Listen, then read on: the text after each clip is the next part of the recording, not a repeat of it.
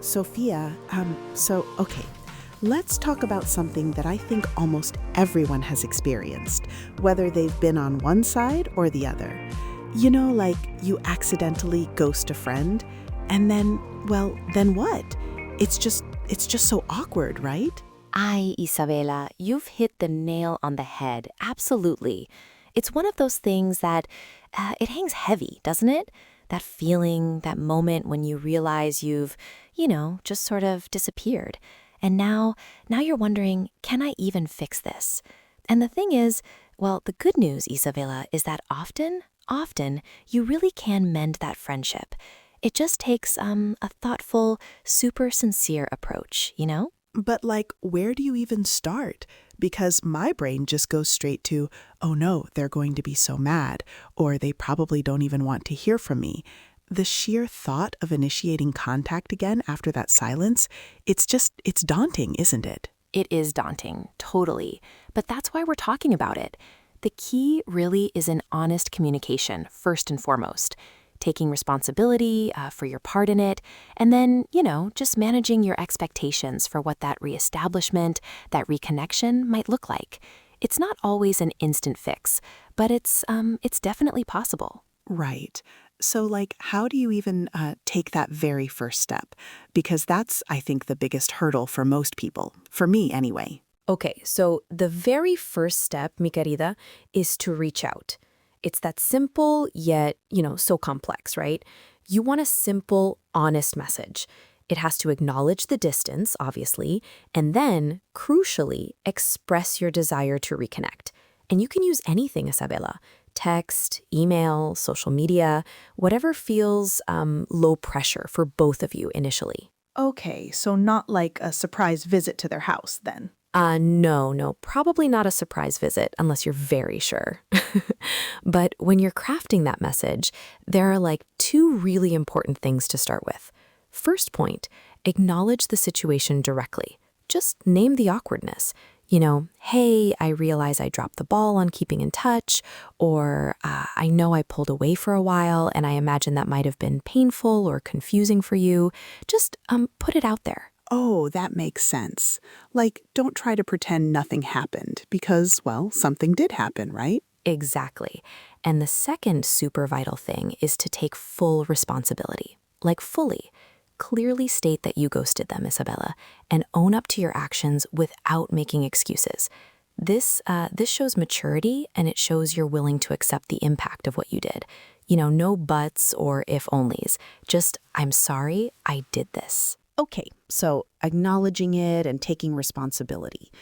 But then what about the why? Because sometimes there is a reason, right? You weren't just sitting around twiddling your thumbs. You were actually going through something. Absolutely, Isabela. That's a fair point. And yes, you can briefly explain your absence. But this is key. It's not to justify your actions, right? It's to offer clarity. I had a really tough time with my new job and just completely retreated. Or my family's been going through a thing and I've barely talked to anyone. Keep it concise, not a novel. It's just a little bit of context, maybe to help soothe potential hurt feelings. That distinction is important. Explaining, not excusing. So it's not I was busy, so it's not my fault. It's more, I was busy and I'm sorry that led to me ghosting you. Precisely. And then the next crucial piece is to express remorse and validate their feelings. Apologize sincerely for any hurt or worry you caused. Acknowledge that your silence likely impacted them negatively. And this is big. Express your willingness to hear their experience. Something like, it wasn't my intention to hurt you, and I'm truly sorry. Or, I understand if you're upset, and I'm here to listen. That's really thoughtful. It makes it less about your guilt and more about their experience, which I think makes the apology feel more genuine. Exactly, Isabela. It shifts the focus. So after all that, the final part of that initial message is to express your desire to reconnect. Clearly state that you miss the friendship and you'd like to catch up if they're open to it. Offer a path to reconnect. Maybe, would you be open to a quick coffee sometime next week? Or I'd love to hear how you've been if you're up for a call.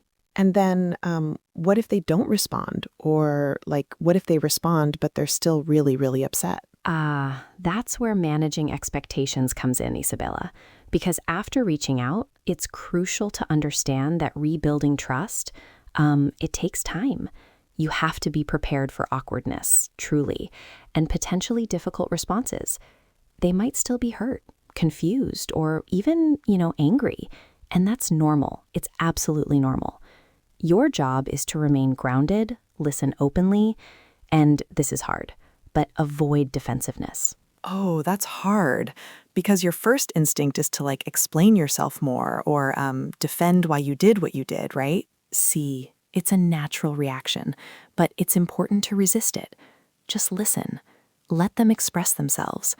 Sometimes focusing on shared interests or positive memories can help if the conversation feels super awkward. Like, remember that time we did X? It can sometimes, reestablish a little bit of that old connection. Okay, so look, rebuilding trust, it's definitely not a sprint. It's more like a marathon. You can't expect the friendship to just snap back instantly. It's all about slowly building it up again with consistent, meaningful interactions, regular check-ins, or actually making plans. That's what really shows commitment. Okay, so the key is not to just send one text and then, oops, disappear again if they respond positively, right? Exactly. Otherwise, it totally defeats the whole purpose.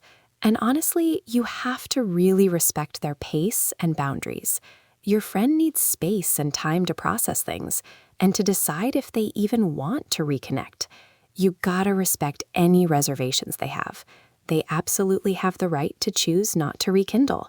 That's a tough truth, but it's super important to acknowledge. Wow, that's actually a lot to consider. And before you even reach out, you really got to think about why you're doing this, right? Is it purely for closure, or are you genuinely hoping to rebuild that positive connection? Totally. Reflecting on your motivations, that's actually critical. If it's just for closure, a simpler message might be enough. But if you finally want to rebuild, then you've got to commit to this whole process, the good parts and the awkward parts. A genuine apology and really respectful communication can totally lead to a super rewarding rekindling. It's absolutely worth the effort. It really does sound like a journey, Sophia, but one that's absolutely essential for maintaining those deep connections in our lives. It's about remembering that people are worth the effort, even when things get tough or awkward. Precisely, Isabella. The courage to reach out, to own our mistakes, and to commit to genuine communication, that's the bedrock of any truly resilient relationship.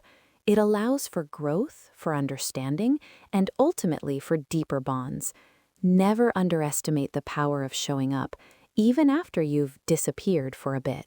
Beautifully said, Sophia. And that's a perfect note to wrap up today's conversation.